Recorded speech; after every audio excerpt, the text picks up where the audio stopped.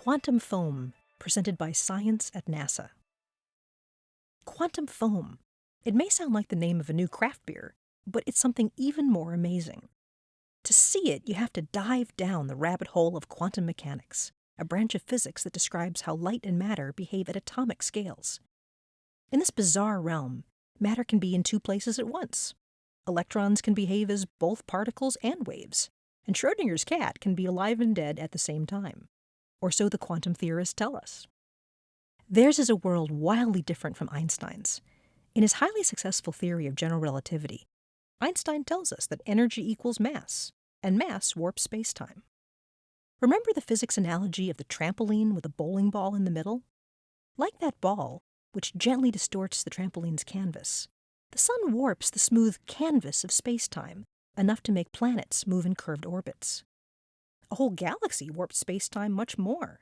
The more massive the body, the more warping. But if we could zoom in on the quantum realm, we wouldn't see a smooth expanse of canvas gently distorted by massive bodies. We'd see quantum foam. Quantum gravity models predict that space-time is a seething foam of tiny regions where minuscule new dimensions unfurl and then furl back in on themselves, spontaneously appearing and disappearing with inconceivable quickness.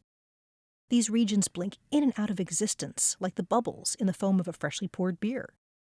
There's no such thing as empty space. There is only quantum foam everywhere. Such is space-time for a quantum physicist. Eric Perlman of the Florida Institute of Technology says the bubbles in the quantum foam are quadrillions of times smaller than atomic nuclei and last for infinitesimal fractions of a second, or in quantum speak, the size of a Planck length for a Planck time. According to string theorists, this requires an additional 6 dimensions. Space-time itself is fluctuating in these regions. But this is all hearsay. We can't see this quantum foam in all its weird glory. Researchers have to look for evidence of its effect to prove it's there and determine its nature. Perlman and his colleagues recently attempted to do so by using X-ray and gamma-ray observations of distant quasars by the Chandra X-ray Observatory, Fermi Gamma-ray Space Telescope, and the Very Energetic Radiation Imaging Telescope Array System, or VERITAS.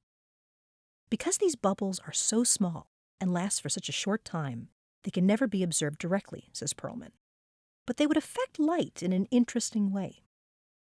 Each photon's path would be slightly different as it maneuvered through the all-pervading myriads of tiny fluctuations frothing up space-time. And as a result, the distance each photon travels would be different. Perlman says that over the cosmological distances that the photons travel from these distant sources, the effects of the fluctuations the photons encounter will accumulate. The more they accumulate, the more out of phase the light will get. Creating an image from a collection of such photons would be like trying to distinguish what one person is saying in a huge crowd of people talking. So it would be physically impossible to get a clear picture. But the findings of Perlman and his team took a bit of the fizz out of the quantum foam. It seems space-time has to be smooth, at least at the level of 1,000 times smaller than an atom, and space-time must be much less foamy than most models predict. But, he cautions, this investigation does not go as far down as the Planck length, so there is still some hope for the tiniest of bubbles. For more news about quantum foam and other mind-bending NASA research, stay tuned to science.nasa.gov.